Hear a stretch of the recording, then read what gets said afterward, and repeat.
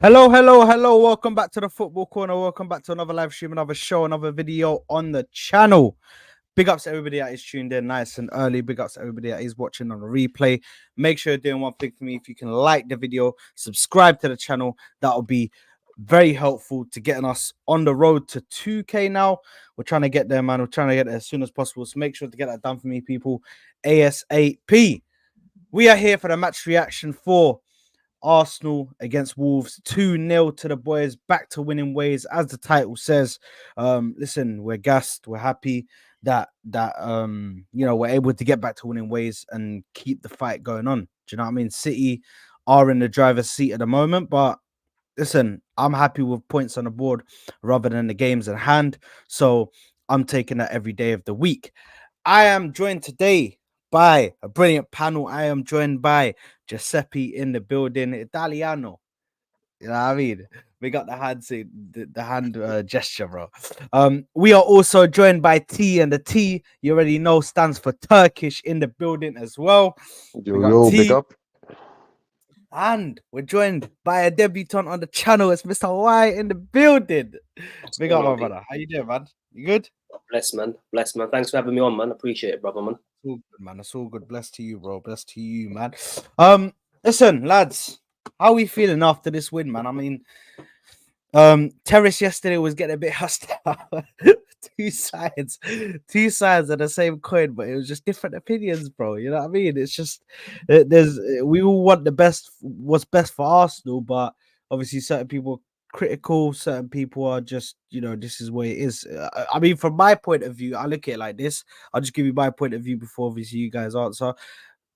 I'm not happy with the performance, but my experience in watching many teams in title races, talking Man United's, I'm talking Chelsea's, I'm talking City's, I'm talking Liverpool's and Arsenal, even when we were in title races and we were winning title races and stuff like that.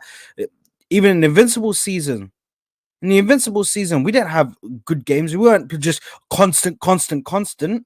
There was games where there was a draw. There was games where there was where we got over the line and we won by 1-0. Do you know what I mean? So it's not, you're not consistently gonna have good performances. But for me, as long as you get the win, that's all that matters at the end of the day. You need to keep that consistency going and then just getting the win and then we move to the next game. Lads, how are you guys feeling about yesterday's result? Bro, do you know what people might say, whatever, but I'm very happy. I'm very happy with the performance yesterday. You know why? Because we didn't maybe have the quality up top. I felt like we were a bit nervous up top with some of the shots, some terrible shots in the first half, man. I was like, oh no, don't be one of them days. But like the fact of the matter is 1-0 up is a game in a game like this after we've lost our last two games and drew the one before that. Where everyone's calling us bottle this, bottle that. That is the game where you could look at that, and everyone at 1-0 in the 78th minute was probably going, bro, they could bottle this. They could drop, they could one attack, a goal, 1-1. All of a sudden, that's it. Like last season, we're gone. We're out of it. But defensively resolute. Apart from that chance that they had, which Kivior, which that left side, once again, is our Achilles heel in games. Apart from that one chance, which Raya had a beautiful save for. Yeah, man, I don't think they really actually done anything. So quality going forward wasn't there in the first half. I thought the second half, after we got that first goal, I thought the passing and that was quality. People can moan about certain performances. I think Jesus weren't great yesterday, even though he done very well to get us that first goal, help us get the first goal. But yeah, I think we should be very happy with that, man, because I think that's shown growth. I think that's shown growth. We were defensively resolute yesterday and we didn't crack under the pressure, because there was much pressure yesterday. There was a lot of pressure on that team because they will know you cannot drop points today. You cannot. If you want any chance of winning the league, we all know City are favourites. We all know City will probably win the league. But then you see Pep Guardiola moaning after their game yesterday about tiredness and this. So who knows if they could drop some points? We've got to be there if they do drop points, and that's all we can ask. So yeah, listen, I think that puts a little pin in the whole bottle the league sort of thing. People saying we're bottling the league, we're going to bottle the league. Really wanted us to fall off, but yeah, man, I think we've done all right. Yeah. all in all. Yeah, nah, fair enough, fair enough. Mr. Y, what are your thoughts on the game You know yesterday? what? Yeah. Obviously, I was on the terrace with you yesterday, and yeah, it was a bit heated still in terms of like there was so much contrast in the opinions, and it was a little bit mad. But I get why people might be frustrated when they're looking at it as one-off games. Yeah. So if you wanted to break it down and just look at it, remove all context, and just look at the game as in singularity, right, and just look at it like that, then I can understand where the criticism is, right? Because I've sat there previously before and talked about sustainability, performances, but that was back in December, January, February, right? Because I've always banged on like sustainability, performances are the best indication of sustainability. So, and it gives you like that foundation for the season going on. But we're in a business ed now.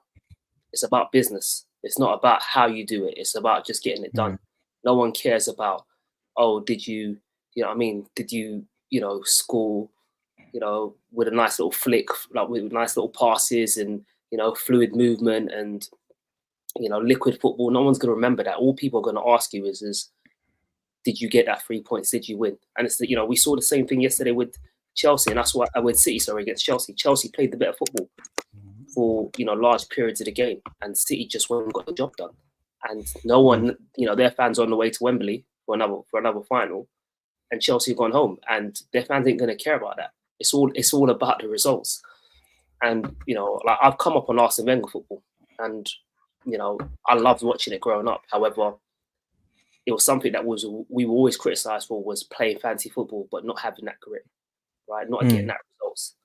And it's something that's been lauded by, in particular, the likes of Sir Alex, like United under Sir Alex, Mourinho, Chelsea, that, they can find a way to win ugly. Even when they're not performing, they get the results. So that's why I find it a bit strange, because these same fans that will kind of get onto us for not having a backbone when we show a backbone and play rubbish. And it wasn't, if we look at the performance, it wasn't our best, especially in that first half. I thought we struggled. We were nervous. Kirill was making mistakes. I think he looks unsettled at times in games, to be honest with you. There's times where he seems very much reliant on confidence, because the issues are not to do with, the skill set of the player necessarily. They're more to do with himself and, lack of concentration, lack of confidence. And I always say, like, look, I don't expect him to, if he was going against, like a Sane, I can understand where he could struggle. However, he's up against João Gomez. He's a centre half. Physically, you're supposed to dominate. You're not supposed to be getting done in them duels, right? And how we conceded that chance when, he didn't put his body ahead of the ball, and then they went. And you know what? Shout out Rayo, because obviously he's had a lot of criticism in terms of shot stopping wise. I think obviously, for large periods of the season there was a debate about Ramsdale versus Rayo, and I think the difference between the two is that Rayo actually puts out fires before they start. But one of the criticisms being lobbied at him is he's not necessarily the best shot stopper. Like there's games where you can kind of point to in terms of where Ramsdale saved us points last season. I don't think there's been many games where you can say the same about Rayo.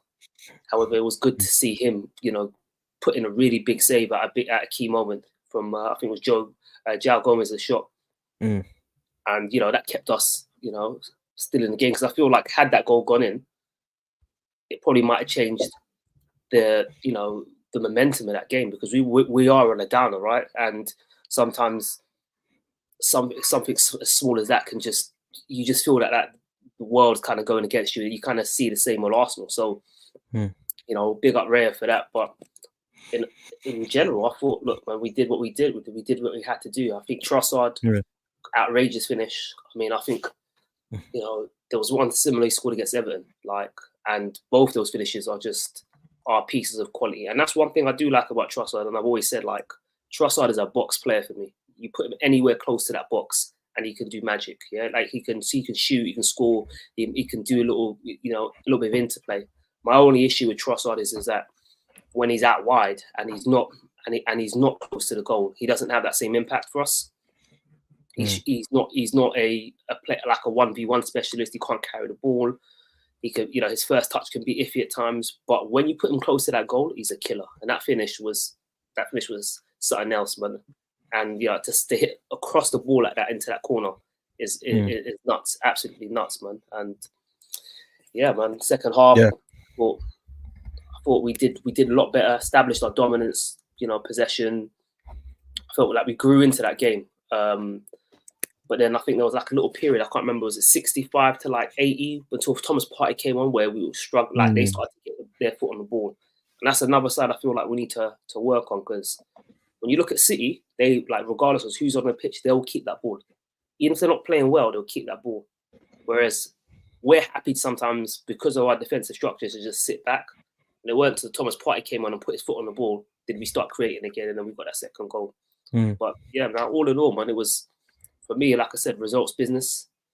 Business end, just get the business done. And confidence needed a boost, man. We needed a boost. Like, it's been a hard few days for the lads, boy, and for us as fans.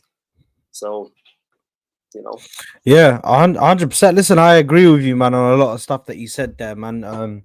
Especially with Raya, man, because I was even on Dan Potts' channel the day before yesterday, and we were speaking, and they were like, they were all saying, "Oh, I don't think Raya's the right guy. I don't think he's this. I don't think he's that." And I just had to say, listen, I'll be real. Raya, for me, is the goalkeeper in this moment that fits our system best. He's the best goalkeeper for playing out the back. As much as people don't want to say maybe he might miss a mistake here or there, like, this is his first year. He's the best player that suits our system for playing out the back. He's good at coming out of his box and playing as a makeshift centre back at times. We see him whenever Saliba goes forward or Gabriel goes forward, he'll stay in their position and hold it off just in case somebody's trying to make a run. Do you know what I mean? And listen, he's always good at coming out the box and then kicking the ball out and getting it as far away from our box as possible. And he's not even bad at making these reaction saves, which he made yesterday to the Gomez shot, which, if that goes in, it's 0-0 at that point. That's 1-0 to Wolves. They sit back, 11 man behind the ball, it's done. Do you know what I mean? I don't know if we can break that down, especially with how tired we are. I don't know if we can break down that low block. But T, my brother, your guy, Mr. Leandro Trossard, scored. Yeah, you know what? Just out of respect for you, I think we played the video. Yeah.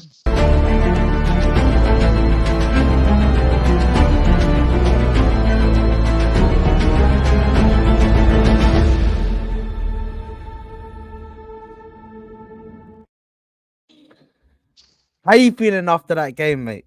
I'm feeling good, man. The gray-haired college party-having demon had a goal again, and he's almost on double digits. So, you know what I'm saying? We'll take that. He's having his best goal-scoring season in the Prem. So, off the bench, with not as many minutes as players like, for example, Havertz and other players.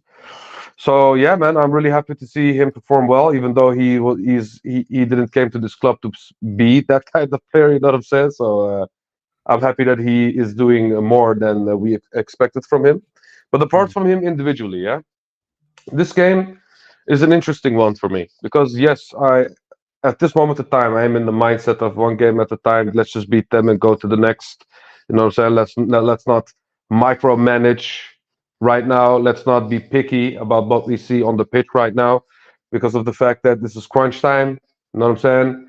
Yes, performances can be inconsistent, but let's just look at what game it is, and let's just focus on the big games and hope that we do not perform as passive as at these big games. You know what I'm saying? And I'm just giving Chelsea as an example because I feel like even though yes we had full control about Wolves, we did had 24 shots, and I think the score line doesn't reflect how we played on the pitch because it should have been way more. You know what I'm saying? It was just lack of clinicalness, lack of end product, and it can happen at these teams against these teams like Wolves, sure. But if we play like this against Chelsea, it could be way different. So yes, I am in a mindset of one game at a time. let's just get results and khalas, let's move on. You know what I'm saying? But I also, at the back of my head, I also have these games in mind. You know what I'm saying? The Tottenham games, the Manchester United games, the Chelsea game. Because let's be real, Chelsea tends to perform against the bigger sides this year, so they will be prepared. And I feel like we need to take our chances a little bit better in this game. Else it could be different. It could be a different result. It could be a slip up. That's the way how I look at it. I don't have much to say about this game, apart from the fact that Declan Rice, my guy, you had an amazing performance. This guy just brushed up after the last few games where he had a little bit of a lesser performances. So I'm happy to see him picking up his form, picking up the pace again. So big ups to him. I'm happy that we survived the Havertz in the midfield game plan. You know what I'm saying? I'm happy we survived that. Kivior, not much to say about you. I just hope that Tomiyasu will recover soon, so we can have the, you know what I'm saying, the main back line back. Because I'm gonna be real, bro. I do not want to see this guy against someone like Madueke, someone like Mudrik. You know what I'm saying? It's it could be long. It could be long. You know what I'm saying? He tends to get cooked. So I would rather see a Tomiyasu back in that game. So yeah, apart from individuals, apart from the result, apart from how we played, it's a good feeling. Back to our winning ways. I'm happy that the team didn't got soaked up by the pressure of getting bad results back to back and having a negative mental going into this game. So I'm happy that these guys picked up their mental as well, apart from their form. I'm happy that we finally shown that yes, we will fight until the end, even though we will have some 5 out of 10, 6 out of 10 performances.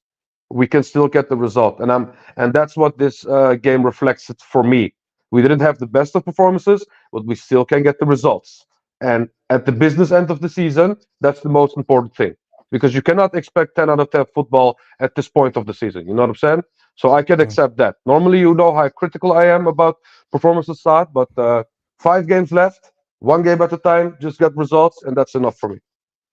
Yeah, no, 100%. Listen, I think we all echo the same thing. Like at this point, performances don't really matter as long as the ball goes back.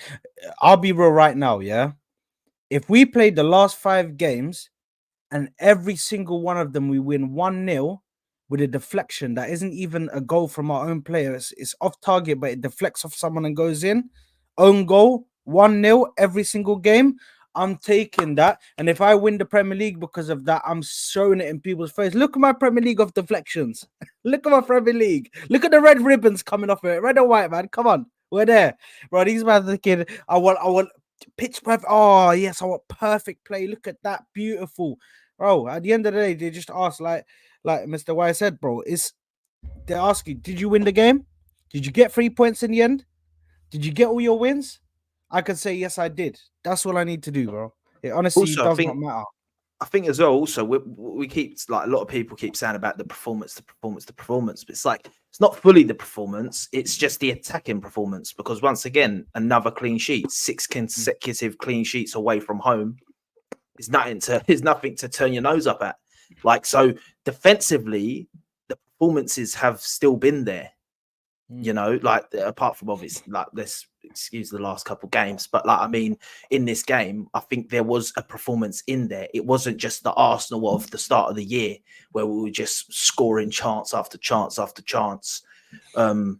And I think with to go back, sorry, so what you said about David Raya as well, about the odd mistake in that, but that's part and parcel of his job. Every keeper that plays like that makes mistakes. I've watched Neuer for years, and I've watched Neuer make some terrible mistakes that have cost his team goals, like some ones that you're like, what? Because they're asked to play this way, which is like, yeah, you can make a mistake. Arteta's even come out and said, he goes, I take credit for any mistake passing wise when he's trying to make a ball that Raya makes, because I'm asking him to play like that. I'm asking him to play and try and get these balls that can. It's like risk for reward, because sometimes he plays these balls that get intercepted and then they've got a chance, but then sometimes he'll play them same balls that get us on an attack, a quick attack, and we're gone. Mm. I mean, So go on, mate. no, I'll say for me with Ray, I think the biggest issue for me has not even been the ball playing. Like you said, we've seen Ederson make mistakes. I've seen Alisson make mistakes. You know, it happens. For me, it's been more to do with his shot stopping ability. Has been the thing I've questioned the most because I can't really say throughout the season, all right, bar the Porto game, obviously penalties, but there hasn't been many games where you think, oh, his save was integral to getting 3 points, if you get what I mean. In comparison to a Ramsdale, I can think of from like last season, for instance, you can think of 4 or 5 seasons, and I know we don't face as many shots, but there are times where you question, could he have done better? You know, because we see Alisson, even the other day, for instance, pull out some crazy save from like 5 yards out against Mateta, and I know they still lost that game, but it's their keeper still doing that. He still gives them their moments, and that's one thing that maybe we need to see develop more into Raya's game if he's going to be the answer for the next 2 or 3, 4 years moving forward. Yeah. I agree, but I agree with that. The only thing that I think about that as well is like sometimes you got to sacrifice certain attributes for other attributes, right?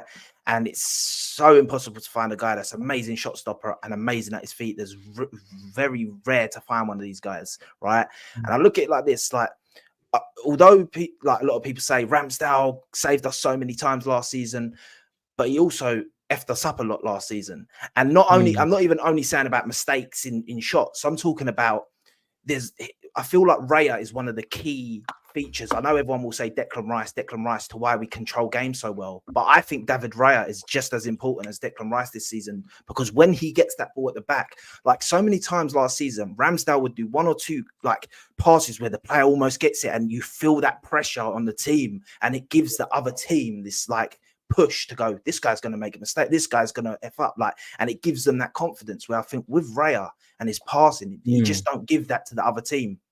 And I think that's another. I can't lie, I did shit myself though yesterday in the game, bro. Do you not remember when he got that ball, yeah? And I think Hwang Hee-chan was in the middle of the box, bro, and he passed it to Gabriel. I was like, bro, what are you doing, bro? We're only 1-0 up, bro. Yeah, we're only 1-0 up. Do you know what one also got me? And it weren't really his fault, but you know when Martinelli done that pass back. That was there was one pass back that he done. Whizzed it back, and I'm like, "What are you doing that, bro?" Like, I called it the test your touch pass. Like he did it, like he smashed it at the keeper. Yeah, and it's like, yeah, let's see what your touch is saying. It was ridiculous. I was jokes. We used to play that. How's your touch? Yeah, that's it. That's exactly what it was, bro. Like that is, bro. Hey, but listen, I think speaking now that Odegaard has come up, I think we need to speak about this guy because Odegaard is crazy, man. Like, if I look at a player, and I have to say, and I said this yesterday on the terrace, a player that's got that X factor, a player that can grab the game by the scruff of the neck at the moment in our team is probably Martin Odegaard, because I feel like when we saw him yesterday, he was involved. He was trying to get everything going. He at first I thought, this is a 50-50 performance from him, man. But I've looked at it back and I've looked at so many of the stuff I missed, because in games I've realized I can't give a full breakdown within the games because I'm so emotional. Like, you know what I mean? I'm trying to get the win. Once you watch it back and I actually look at how much Odegaard did that game, that's got to be an 8 out of 10, 9 out of 10 performance. He was everywhere, just doing everything. Do you know what I mean? And I think since Liverpool away at Anfield, he's just been one of the star players for us, just involved in absolutely everything. What are your lots of thoughts on Martin Odegaard this season and him in this game? Sorry, rather than the season. But in this game, bar maybe Saliba, he's definitely our closest player to being world class. I don't think maybe he is yet. Although I'm personally a believer of world class ain't about the trophies you have. It's about your actual ability and the way he plays football and his vision and his intelligence and everything. For me, you could argue he's world class. You put him in Man City and you see how he'd cook there, or you put him in Real Madrid now and you'd see how he'd cook there. But like, regardless, I don't even like all that world class talk anymore. I just want to stop all that. But like for me, he's very much a player that I feel like a lot of people will only sometimes give him the flowers when he's made like these passes like that have gone through eye of a needle passes and assists and pre-assists. They don't actually realize that this guy does it all for us. Work rate, outstanding. He's always there as an option for someone in a tight area when he don't, like, people will say he shies away in games. I don't think he really does, man. I think that a lot of teams that we play identify how good he is. So sometimes they sort of like take him out of the game a bit. Like, and that's sort of like just sometimes a credit to other teams where they like sort of go, we need to stop Odegaard. You know, like sometimes when we watch certain teams and we're like, you stop that guy, you stop their team. People look at Odegaard in Arsenal and they're like, stop that guy and you kind of stop Arsenal's team. But yeah, man, I think he's such an unsung hero of the team. Like, definitely rivals and that. I think they don't like to give him plaudits and praise. But yesterday, I thought, yeah, like exactly the same as you. So I was watching it and I was like, Odegaard's been a bit quiet today, man. Because when you're watching it with the emotion, you're sort of like, you're watching it, but you're watching it with this thing going on in your head all the time of like a bit of like pressure and panic when you're watching. You've got to kind of watch the game back to really see stuff, because you don't, like, you sort of like watching other stuff and you don't really focus on certain things. You might look away for a minute or something when you're stressing. But yeah, man, for me, Odegaard, and that goal at the end, just I know it was like right at the end of the game, so they probably wouldn't have had another opportunity, but just to see outrageous. And I'm not gonna lie, beautiful goal, so calm and collective, and also that adds a goal difference. That is very important for me. Like, I won't touch too much on him right now because I know the other boys probably want to talk about Odegaard, but that's where I see the difference right now in Martinelli, because Martinelli should have gave us another goal difference yesterday. How he did not do something there right at the end of the game when he hasn't been performing, and you need to be like, that could be the thing to say to the manager, next game, Chelsea, I want to be in the starting 11. He sort of fluffed his lines. So yeah, man, Odegaard, I love the guy, and I think that this season he's sort of shown. He's shown, like, I personally said, like, when Rice come in, I was like, next season, not this season, next season, Rice captain. I've now changed my mind. I think you keep the captain as Odegaard, because I think he does lead by example and he don't shy away, and he's a great captain for the team, man. Yeah, 100%. Lads, you got anything to say about Martin Odegaard, the skipper? No, not much. I said to you on mute. No, that's all good. No, I said not much, because I said to you a few streams ago, I said Odegaard is going to be one of our, if not our most important player in these last few games. Because when he performs, we can see how different it is. Because, you know what I'm saying? We had 24 shots and we missed a lot of them. It's not because the other players created it for them. It's because of Odegaard. He was on it yesterday. He's been on it for the last few games. And people like to say, oh, he doesn't turn up at big games, blah, blah, blah. He showed up in every game in the last, how many games? You know what I'm saying? Big or small, pause, doesn't matter. He's there. You know what I'm saying? And at this moment in time, I like the consistency, and at the business end of the season as well. I'm really happy that he's turning up. I feel like some of his choices can still be better, but like I said, I'm not gonna micromanage. I'm not gonna be picky today. It's one game at a time. Good goal, nice sneaky goal, a nice celebration to go with it. Yeah, man, not much to say really. I think him performing like this is making that change. That when I said, okay, when we play bad, we can still win games, and him playing like that when the other players around him are not doing their job, you know what I'm saying, finishing their dinner in this case, is the reason why we can still win these games, even though we perform badly. You know what I'm saying? And you need these kind of players. And Ødegaard has the potential to be even better than he is right now, because he's still really young. So, and he's improving and improving. And the one thing that it has improved the most in this guy is that he finally shows up. And no more ifs and buts. He's there. And and yesterday was one of those games, bro. When we needed a second goal, he got it, because that game could have went left really easily. They needed one chance to get that 1-1, and halas, it's over. You know what I'm saying? Mm. And Yeah. to finish off the game in a way like that, it's really clean, really calm, good captain performance.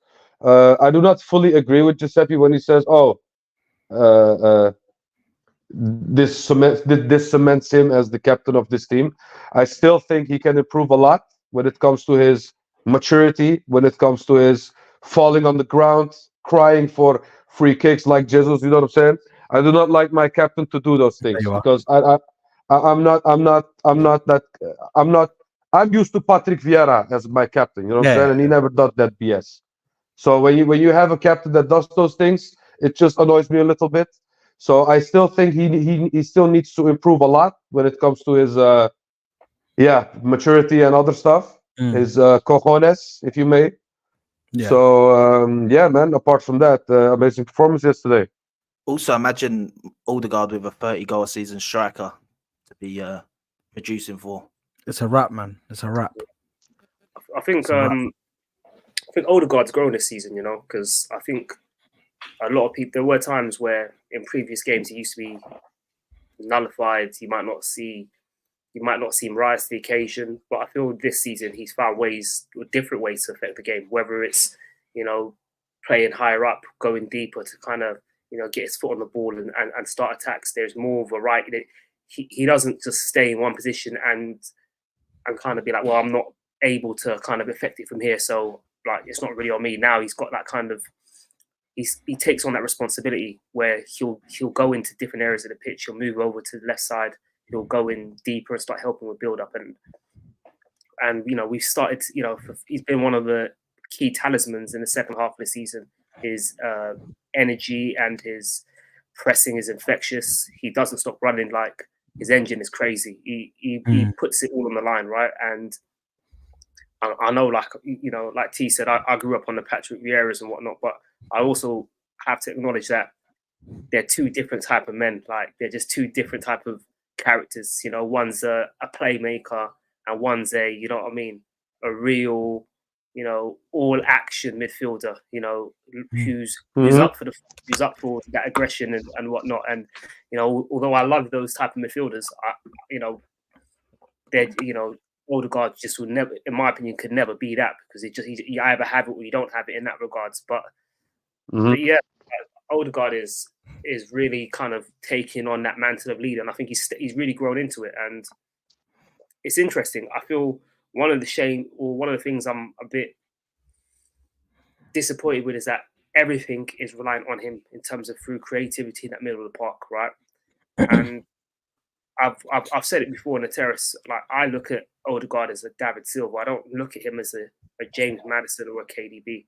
He's not for me somebody who you should continue who's just going to spam, crosses in the final third, for instance, or just spam translation in the final third. He'll go deep. He can do a little bit of dribbling, play a pass between the lines and start off attack. He's got more to his game. He's not a final third specialist in that regards, right? He's not all just about GNA. His game is a lot more. There's a lot more to it, and it'd be nice to have someone beside him to kind of give him that freedom where he's not the sole creator in that team, because I don't think he's ever been that for us. He's not, in my opinion, Bruno Fernandes. He's not James Maddison. He's not that type of player who cares about just GNA. He's a player that will try to affect the game in many ways, and that's the only. And that's not a gripe on him. That's a gripe on more to do with the Arsenal squad, so to speak. But Odegaard's goal, very well taken. His engine has been extremely impressive. The way he leads technically, and he's one of the few players that even when we did lose some games, like Villa, for instance, who was able to kind of walk away with his head up held high because he put on a masterclasses in some of those games, and that's what we need, because we need players that are going to stand up, especially in these last what is it, 5 games now? Is it? Yeah, 5 games. Yeah, we need people that are going to stand up, and he's shown this season that he's one of those players that is going to do that regardless. Even last time, obviously we're going to the toilet bowl in on the weekend, and last time we were there, bro, he was also the guy. I mean, Saka obviously got the deflected goal, or the goal that went in off of a Lloris mistake, but the second goal, I think it was Erdegaard that got it from outside the box. One of Yeah. his Yep. vintage shots, bro, which is just, Yes. you know what I mean, into the back of the into the back of the net. Sorry. Mm-hmm. But yeah, listen, I think he's brilliant. Moving on to the last little player review thing that we're gonna do, and then we're gonna do the player ratings, and then we'll get out of here. I think you all know who I'm gonna say. Bukayo Saka, man. It just keeps on and on and on. I'll be real. I think this guy just needs a rest, man. I think Jesus on the right, stick him on the right, bro. Just let Saka just have the rest of the season off. I'll be real. I Mm-hmm. genuinely think he's finished. It looked like yesterday when we reached, I think, the 80th minute. It's like all of a sudden he just used his last bit, his last burst of energy to get past the two guys. He was taking a shot from outside the box. It's like he had 10% energy left, and he was like, right, I'm gonna save this to the last bit of the game so I could just push it out and try and get us something. Bro, Saka he needs a rest, man. And in my personal opinion, I'd rest him for the rest of the season. I just think, or maybe 2 games, 3 games, he might need a rest. But the thing is, 2 games, 3 games right now go like that, man. It's just with how many games we got all bunched up into like a few weeks. It just it doesn't. The thing is, for me, he definitely needs rest. He needs some rest, Mm-hmm. and Jesus is good enough on that right wing. Like we even saw it yesterday when he was playing But on that right wing. you know Yeah. what? Yeah, this might sound bad, yeah, and it's going to sound bad, but I just feel you've got to persevere because he's one of the only ones that can get GNA regardless of performance. You know, he's the only one who, like, how many times this season have we seen Saka, like against Chelsea, for instance, away, kind of like one game springs to mind where he didn't really have a good game, but then he goes and gets the equalizing assist. He's got that capability to just Hmm. put in a delivery or create some magic. There's not many players that we have in our squad that are capable of that, especially with Martinelli not being in the best of form. And Yeah. it's sad because it's not on Saka. It's really on the club and recruitment because we haven't got Yep. an able deputy to come in and give him that rest and that Mm-hmm. ability to kind of be rotated in and rotated out. And as much as I love Jesus, he's just jinky but jinky. You know what I mean? He just loves the skills and the samba flicks and whatnot. But when it comes to actual end product this season, it's actually been quite poor. I know Mm-hmm. we've got to give him some shout out because he did take that really nice touch for Trossard's goal. So shout out to Jesus for like bringing that ball down, which was quite difficult, and fighting for the ball. But generally speaking, he's not somebody that you can rely on to create or to score, especially Mm. this season. So it's almost like we just got to kind of persevere because Martinelli's not really effective on the right hand side. I'd say Trossard is as a player that's better off the bench. In my opinion, he's better when players are tired. He's He's a lot more intelligent. He hasn't got that explosivity to kind of really affect the game. So I'm looking at it and I'm like, who's really going to get us that goal scoring output from that side? And there isn't really anybody. So it's almost like you just kind of got to, just hope and pray that Saka could kind of make it out of it, boy. And then we get to Tottenham away and we get our results. And then I think from there the game slow down because we're at the Champions League. So you'll be able to have a bit more rest there. I I agree. think Saad, this reflects on the previous streams that we had and the previous conversations that we had about Saka not getting rest, Saka playing 90 minutes in useless games. You know what I'm saying?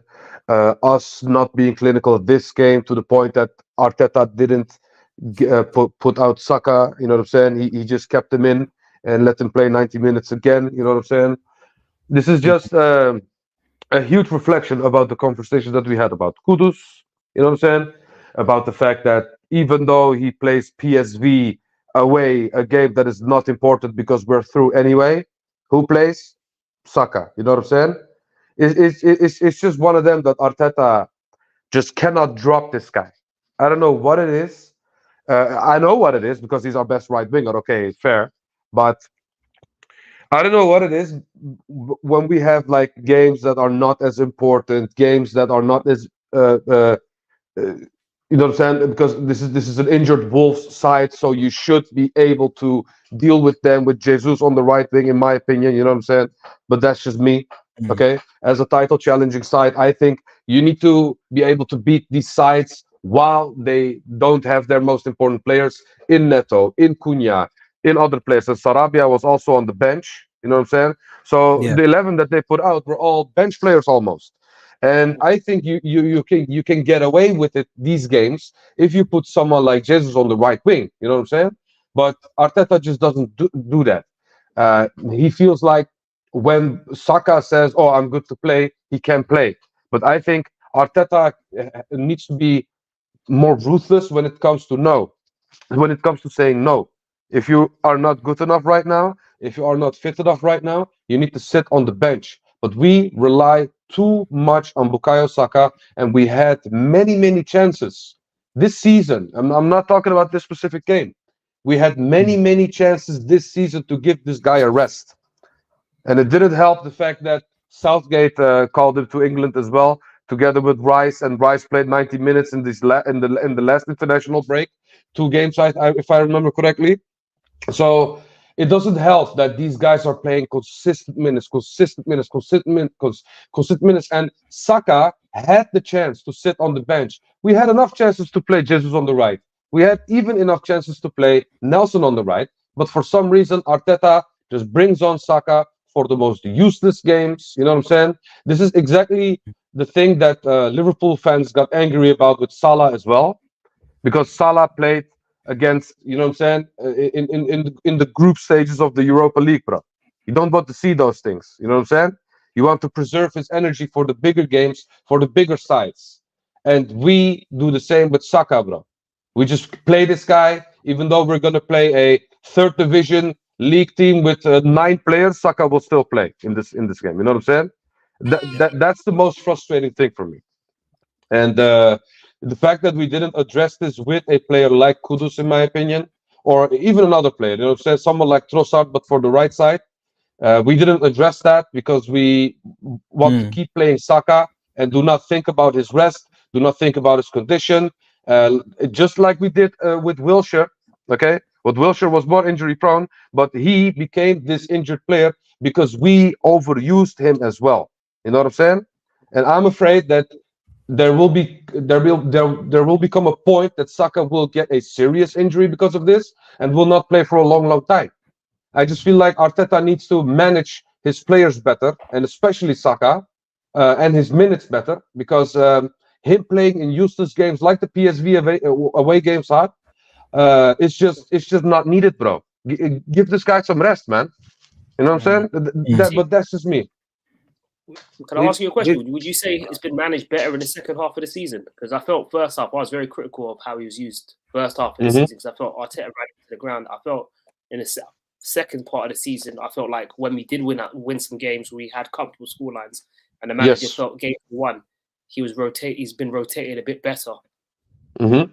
Yeah, ever since 2024, Um, yes. Ever since Dubai, yes, his minutes have been managed better. When we killed off games in the first half, he just took him out in the 50th minute. I really like to see that, but he was already knackered. He was already playing Mm. like this. You know what I'm saying? I feel like earlier games he could have done that as well. I think we've like used a lot of his energy and then gave him that little bit of rest after Dubai, after those games where we killed off teams really easily, and now we're using him fully again. You know what I'm saying? And you can just clearly see that this guy is carrying something, or he's just absolutely knackered. And I just feel like this guy didn't get enough rest and enough recovery Mm. time. You know what I'm saying? And that's the only problem that I'm having right now with this. You know Mm. what? Yeah, Saka. Yeah. First thing I want to say is, like, listen, we know Saka's a top player, so we know rival fans are gonna banter him and all that. But like, I'm actually getting sick of seeing Arsenal fans, yeah, just troll this guy like he ain't our player, like he ain't the guy that's been bringing us up from the mud. Like, I see so many Arsenal fans sending all this Limpsons and all that crap. Hold that, Connor. Yeah, Connor, hold that, bro. Because Hold that, he's fraud. honestly, bro, it's fraudulent, bro. It's fraudulent that we're trying to. We watch Arsenal every week. We watch Saka every week, so we should know that it's not a fake thing that he's doing when he has a stinker. Because he's had games where he's got a goal and an assist, and he's still limping. Yeah, the first minute of that game yesterday, that guy, I don't know if it was that Totti or whatever his name is, clarted him. Bro, clarted him. First minute of the game, bro. Takes him out. Yeah, pause. Yeah. Yeah, that was crazy, bro. Then trying to hold on to him. Later on. What is all yeah, Totti, bro. He ain't no Italian Totti, I'll tell you that, bro. Yeah. But no, listen. 1 minute into the game, bro. Like they're on him. They're just taking him out. And like sometimes when you're a bit like you're a bit leggy and that, and then straight away from minute one, guys are just clamping into you. It is hard for these players. I agree. I agree with Mr. White when he said that. I think we've got to persevere with him for this season, for these last 5 games. We've come this far. I think we just have to persevere with playing him now.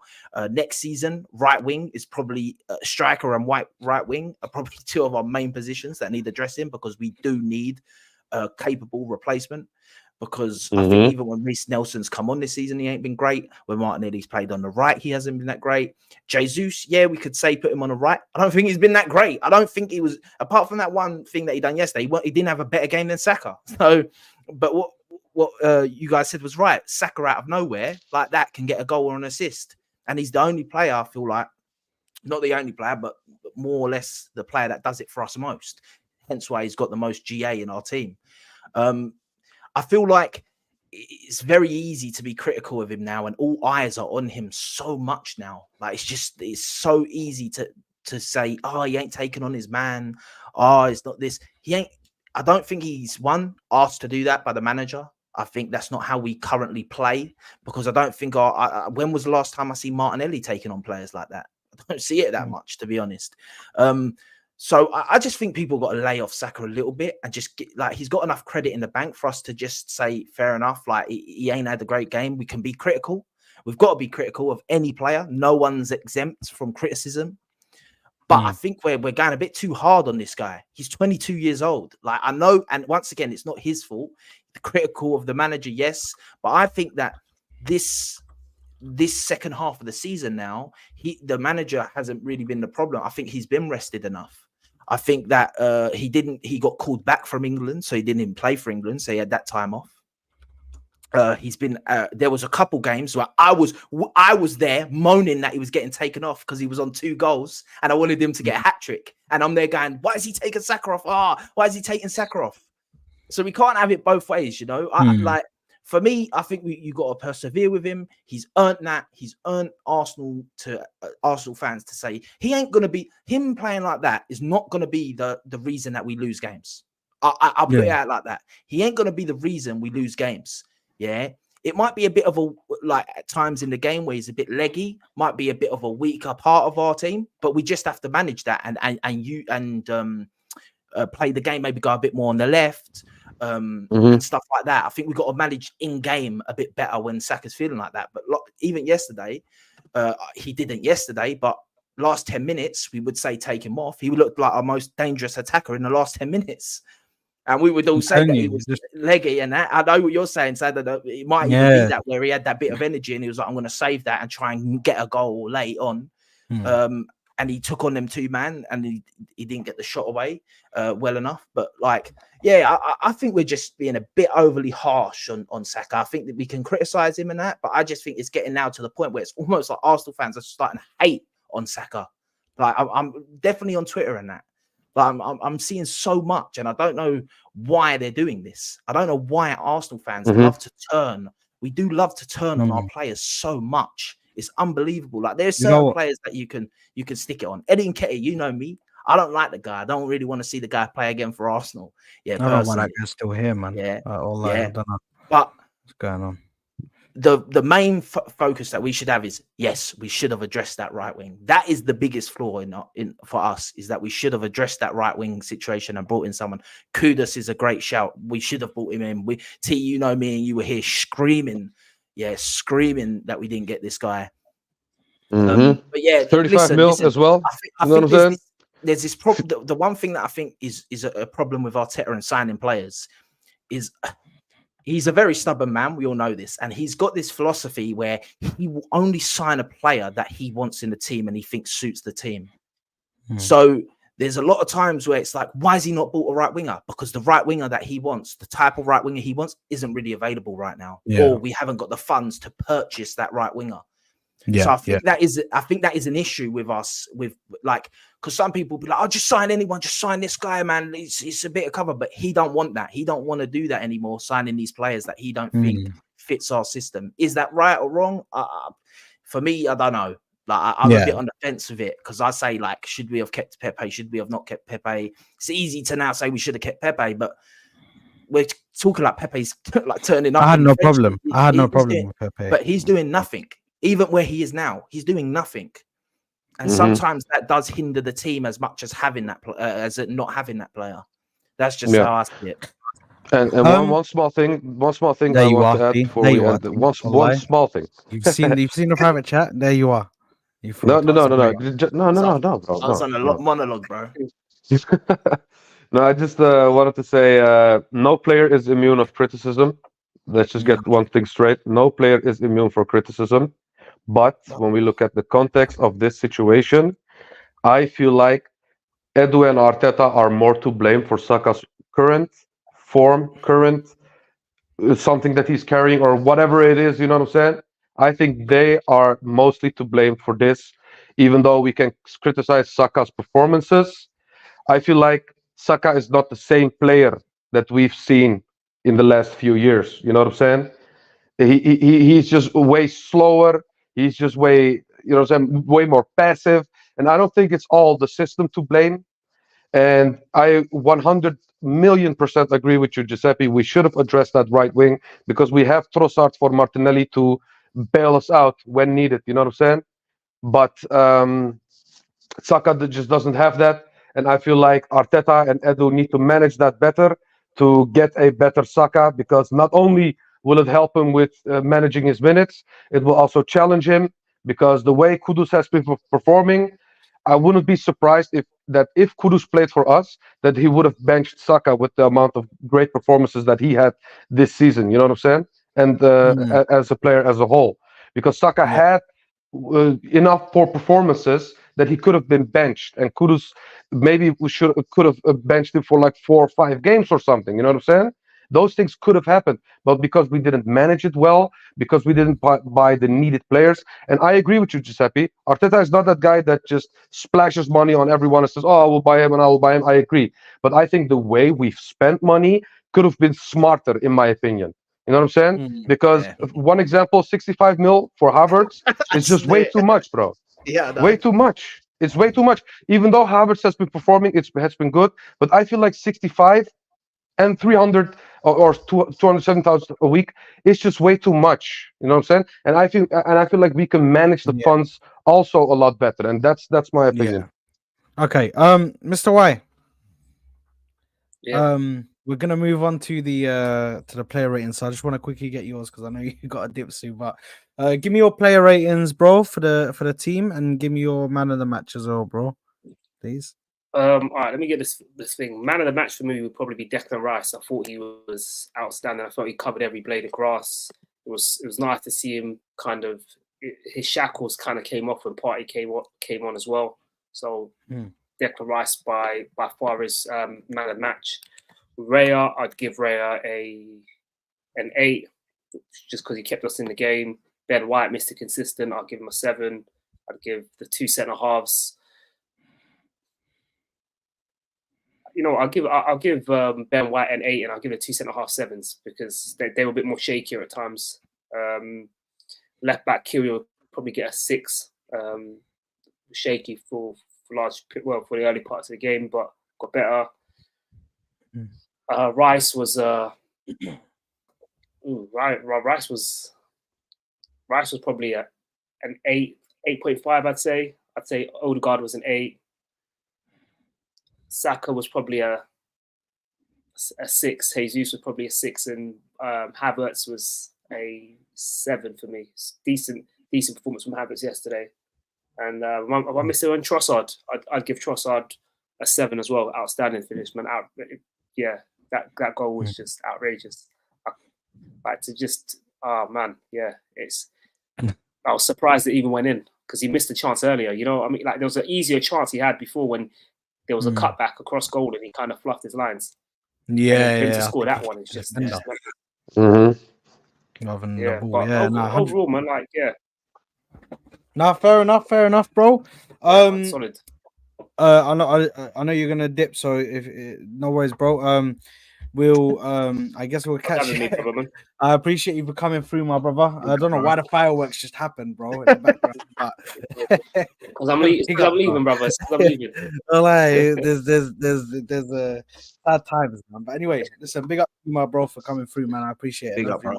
again, my bro. Take care, gentlemen. Peace. Big up. Safe.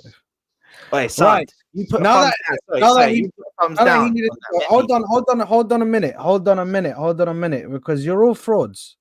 You're all What? frauds. I'll tell you why. Let me show you this, yeah. So Ferland Mendy, we have made contact with Ferland Mendy's entourage. Wow, Ferland Mendy's entourage. Oh my god, we've made contact. Right. So let's go to Ferland Mendy injury history. Yeah. Because you frauds want to say, oh my god, he walked straight into our team. How many times is he gonna walk into our team with this injury record? Yeah, let's have a look. Here we go.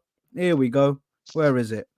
Let's get you guys to have a look at this then. Yeah, you frauds. Because everybody just looks at the player. They never look at the injury history. They never look at it, bro. Just have a look at this. Look at the state of that. Look at the state of that. Look how many muscle injuries the guy's had. Mm-hmm. I think Bro, that what I are do we think doing, it depends. Sad. I do think a few things for me with this signing. I'm with this signing, by the way. And I'll just let me just say what about it. First of all, depending on the amount that we're getting this guy for, that is very, very much a thing. And for me, I don't see he ain't coming in to be a starter. People say he walks into our team. No, he don't. He is a squad player. He's a guy that can change the game. He can, he can. He's a guy that can. When we need something a little bit different in the team, bit more attacking from the left side, he comes in. We got to remember, bro. Like our Achilles heel. Like the one thing I'm going to back Arteta with is our Achilles heel this season has been that left hand side, but he signed the guy to be on that left-hand side. Maybe people want to say he didn't actually sign him to be. He signed him to be an option that he knew he can play there. Yeah, so it's a bit unlucky for us that he got an injury in the first game of the season that has ruled him out of the whole season. That's just unlucky. So he's the guy for me. He's our left back. Timber, is our left back. This guy, to bring him in, if like his value is 20 million, we don't know. Real Madrid don't really care for him as much anymore. If we ain't paying could get him, 20 million, bro. Fuck 20 million, bro. I ain't paying that for him, man. if we could get him for 15 mil, bro. But Giuseppe, have you think about this? Have you thought about this? Maybe, yeah. Because for me, just to give a small little bit of context, I think Ferland Mendy is one of the best left backs in the world. When fit, you know what I'm saying? And I agree with the fact that yes, he could just straight up walk into this team. You know what I'm saying? Especially with the inconsistency we had on the left side. But Giuseppe, here comes the question. Yeah, have you thought about this? Okay, maybe when or maybe if we buy someone like Mendy, for example, and he plays at the left back, have you thought about Timber maybe playing right back instead of Ben White? Maybe he wants to bench Ben White. Maybe, bro. This is the thing, right? If we bring in like for me, like Real Madrid, like I don't know if they'd accept this, but like, would you guys not accept a straight swap Zinchenko for Mendy? No. What? And this is what I'm saying, right? So anybody's better than Zinchenko. So this is what I'm trying to say, bro. I would trade the meatiest player for Zinchenko. What do you mean, bro? So this is what I'm trying to say. So if that is what we're maybe doing in the sense of maybe not a swap deal with them, but it's like sell Zinchenko, use that cash that we get from Zinchenko to get Mendy, I'm down with it. Because once again, T, you're right. In certain games, you can put Timber on the right And then you can start, and then we've got a bit more rotation at the back. Yeah. You know, this season we've had one less man because we ain't had Timber, and it's been why this season's been a little bit stretched on the fullback situation. We're lucky Ben White has actually been fit all season. Like, we're very lucky with that, because if he had been picking up a few little, No, he's knocks playing and that, something. He's playing with something. He's been Yeah, playing that's with what I all mean. season.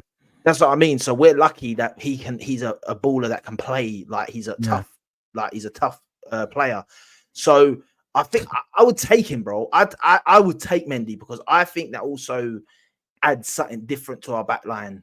And I think I don't know how much he would be able to invert. I'm not I haven't watched that much of Mendy to say, but maybe he can also invert like Zinchenko, but He's better good going defensively. forward. He's good going forward. He's Yeah. good going forward. So I Defensively, think Bro, Giuseppe, well, you know when you play FIFA Defensively. Ultimate Team, yeah? You buy he was the that best left back. really expensive left back, bro. Yeah, he was that guy. Yeah, he 5-star was. skills, 5-star weak foot. Bro, it's crazy, bro. It's His crazy. basic gold card was like 100k, like. it was 150k, bro. If you tried to buy him if you tried to buy him in FIFA 21, bro, FIFA 20, bro, it was meaty, bro. The price was mad, bro. From the Yeah. up until January, February times when Team of the Year comes out, man. But So for me, that one there is a bit. That one there is a bit. There's reasons that I would take him. The price is, you could not be paying more than 20 million for him, in my opinion. Anything more than that, I'd be like, I'd be sketching about that. But like, once again, if it's a swap for Zinchenko to him, I'm doing that. I'm doing that 100%. Obviously, I'd still rather Frimpong, but I don't think you can. I don't know if we can bring Frimpong in after that video. Frimpong's though. the dream, Bro, bro. Frimpong is roasting us too much, bro. Wait, what video? What video? The one where he's like Xhaka, when he's got Xhaka there with the cut when they've won the league, and it's like, yeah, you left Arsenal, and what did you do? You come and won the league, that sort of thing. Like, and he's sort of like mugging it a little bit. Like, since Yeah, that and he has been glazing. You guys. And he has been glazing Manchester City like no tomorrow, bro. I think that guy could end up at Manchester City if Kyle Walker's reign is done at the City, in my opinion. Yeah, I won't be surprised, bro. Yeah, bro. Listen, man, I need that guy at my club, man. I would personally like him Frimpong. I just think it's a bit like with him, but there's other options. But like, for me, next season we're hopefully going to be a bit better in the fullback situation. People keep going, we've got to sign another right back. No, we don't. We've got Norton Cuffy, bro. Bring him back. This is the thing. I want to start. I do think next season we're going to start seeing the emergence of a few more young guys in our team. Like, we're going to sign a load of players, and then we're going to also see the emergence of a Namweri. Namweri 100% is emerging next season. They've already said they're putting a load of money into the youth setup. So yeah, we should see them come out. But anyway, listen. I need to go somewhere so quickly before I do my watch along for Liverpool versus come on, Fulham. Come on away, B. I'm dead. Come on, William. Listen, I need your man of the match and player ratings just quickly off the top. So G, and then we'll go T, and then I'll do mine, and then we just wrap up. Yeah, for me, man of the match, Declan Rice. I think there was a couple, man, that you could have put Odegaard in that as well. But I think Declan Rice, without him, we might not win that game yesterday. So Declan Rice is my man of the match. Raya in goal, 9. The only thing is, I don't give man of the match, and Declan Rice weren't a 10. Otherwise, really, you could maybe have given Raya even a 10, bro, because what did he do wrong? And he kept us in the game at that point where it was like that one opportunity that I had where he had to save it. He did it. But I'll give him 9. I think quality. Ben White, I'd probably give Ben White. See, defensively, I think we're good. So I'll give Ben White an 8. I'll give the 2 centre-backs an 8 as well. I don't think they've done anything wrong. I don't think they even looked that. I know, obviously, Mr. White said they looked a bit shaky. I didn't really see that. I thought the only shakiness come from the left-hand side, which I'd give Kivior a 5. 5. I think he done a couple all right bits going for. I was even thinking 4, but 5. I'll give him. Declan Rice 9. Odegaard 8. I think who else was there? Havertz. I thought Havertz was actually all right yesterday. I thought he actually was. I'll probably give him a 7. I thought he was all right yesterday. I think Saka's got to have a 5. I think Jesus would have been a 5, but that assist raises him up. So I'll probably give Jesus a 7 because I'll be real. Like his overall game wasn't great, but if it weren't for his work rate and that bit of intelligence and strength and that in that little bit and not giving up, Jesus goes down normally and cries. Yeah, and the one thing he didn't do yesterday was go down and cry. He got straight back up and he got the ball to Trossard. So I've got to give him a 7, and I give Trossard an 8. Off the bench, you come on, Party 5. Who else come off the bench? Remind me. Martinelli. Martinelli gets a 4. I thought Martinelli was. I forgot. Bro, Martinelli gets a 4. I can't lie. He done nothing. I repeat, nothing. When he come on, I was like, cool, this game is shouting for a bit of Martinelli, bruv. And he come on, and I thought he done jack shit. I thought that pass back to Raya was borderline criminal. Like could have definitely put us in a sticky situation that we didn't need. And that one-on-one right at the end of the game, you have to finish that. You have to give us that goal difference. You have to do something with that. So he gets a 4.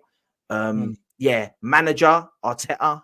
To be honest, I probably give Arteta an 8 because we kept a clean sheet and there was pressure on, and the fact that we come out in the second half a lot better than the first half. Got to give a bit of credit to the manager. The one thing I will say, I've seen a thing about Martinelli's fell off. I ain't going to say that. I think that's harsh. Last season, he was in double digits for goals, and he was one of our better players last season. He's allowed a bad season. Don't mean we can't be critical of him, but he's not like, it's like you've got to bear with him. He's having a bad season. It's a bit tough sometimes when you're having a bad season to sort of shake it off. We've got to wait till next season. Even though I am very critical of Martinelli sometimes. So yeah, like that's my player ratings. I think that's fair. Fair enough. T. My man of the match is I want to go this. I want to be shameless and say Trossard, but nah, I'm gonna say Rice because Rice yesterday, the brick wall going forward, he did it all. He was really good. Apart from his shots, that was sometimes, you know what I'm saying. He could have done better. What'd you say? Sometimes they may be good, and sometimes they may be shit. Yes, exactly. Malakia.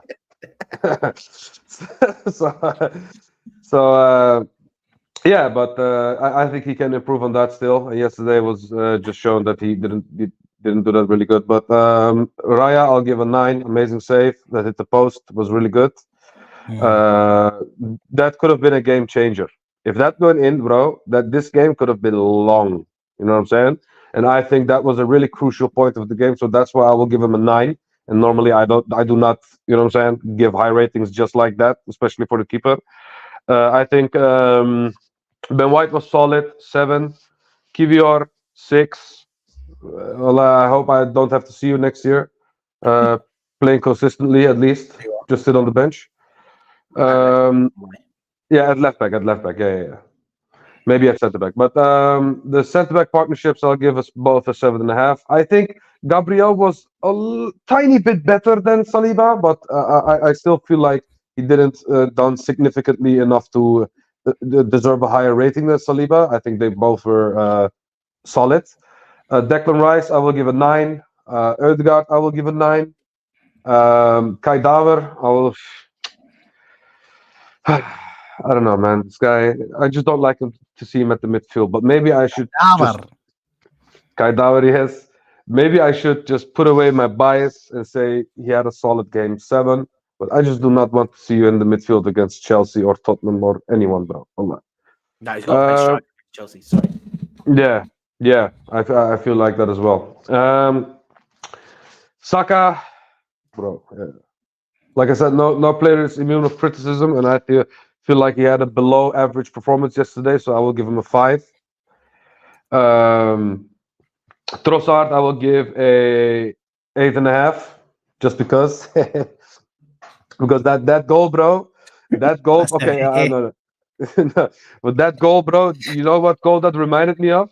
Of the Everton game where we won 1-0 this season. You know what I'm saying? It was just one of those needle shots. You know what I'm saying? It just. I don't know how to describe this in English, but it was just one of those shots that just goes through everything and everyone. You know what I'm saying? And that just goes in the smallest detail. You know what I'm saying? Because this shot could have gone left easily, but it was just the perfect amount of everything, and it went in perfectly, in my opinion. And the last one, Jesus, 6. Hmm. 6, not much really. Martinelli, I agree with G. 4. Come on, bro, you need to step up your game. What are you, Brazilian or something else? I don't know anymore. You know what I'm saying? What were the other players again? Let me look. Party. It was only Party. Oh, Party, yeah, 80th minute. So not that, and we didn't see him as much. So I will give him a I think standard he changed rating the of a game, 6. but You did? I think he made Yeah, us look a bit more active. He looked a bit. It looked at made us look a bit more exciting when he came on. In my opinion. Fair, but I don't know. It didn't caught my eye that much, so that's why I will give him a standard rating of a 6. He wasn't bad, but he also wasn't amazing. You know what I mean? And Arteta, I will give a 7.5. I feel like if we went with a better starting 11, we could have finished the game off earlier, way earlier, to the point that maybe we could have rested players like Saka and someone. You know what I'm saying? Because you said, oh, when Partey came into the midfield, we looked livelier. Yes, sir. Yes. Imagine if we started with Partey in the midfield. Maybe we could have had 2-3 goals, and then we could have rested Saka. You know what I'm saying? So I feel like that kind of he could have managed it a little bit better. So that's why I will give him a 7.5. Okay. Yeah, listen, I'm just gonna go through them quickly. Raya is getting a 8 out of 10. Ben White 8, Saliba and Gabriel 8.5, both of them. Kivior gets a 5. Rice for me gets a 10 out of 10, man of the match. Havertz is gonna get a 6. Erdegaard is gonna get a 9. Saka is a 5. Jesus is a 6.5. And Trossard is an 8. For him, Martinelli gets a 5, and Partey gets a 7, just because I feel like he did give us a bit more of a boost when he came on. Mick Arteta, he'll get a 4 for me, because Partey should have come on at halftime. Saka should have been taken off, and Jesus should have been moved to the right. So I don't think he made the correct decisions. Sad. Can I just say something? What you gave Raya lower than the centre backs. Hey, you gave Raya a lower rating than the centre backs. Because I don't think the centre backs were bad. No, I don't think they were either. But I think that Raya did nothing wrong, and he saved us in the game. The one chance. What did I give the centre backs, and what did I give Raya? 8 for Raya and 8.5 for the centre backs. Okay, so since G wants to all of a sudden be fucking petty out of nowhere, let's fuck it. Scrap the 8 for Raya. Let's give him 8.5. Yeah, what are we doing? Thank you. Listen, only because I think you as well, maybe sad. But me and T this season were the ones that were sticking for Raya when all this Ramsdale talk was going on, innit? So same with me, bro. I'm sticking. Yeah, and you, us three were the ones. Yeah, no, okay, I'll give him an 8.5 as well as the centre backs. Bro, I'm surprised you gave Arteta a 4. Yeah, that's because that was but listen, I think that him keeping Saka on the pitch wasn't a good decision, so that affects my rating for him. Because I'm sorry, but because Saka looked dead out there, bro. Saka looked dead, bro. If I can see that and you can't see that, bro, I don't know what else to say. I did see that. I did see that. I do also. But 4. Yeah. Anyway, here you go. Let's have a 6. Have a 6. Have a 6. I know you think about it. 4's harsh, bro. With a win, clean sheet, like 4's harsh. Listen, big up to Mikel Arteta, bro, but that was just the wrong decision. Yeah, anyway,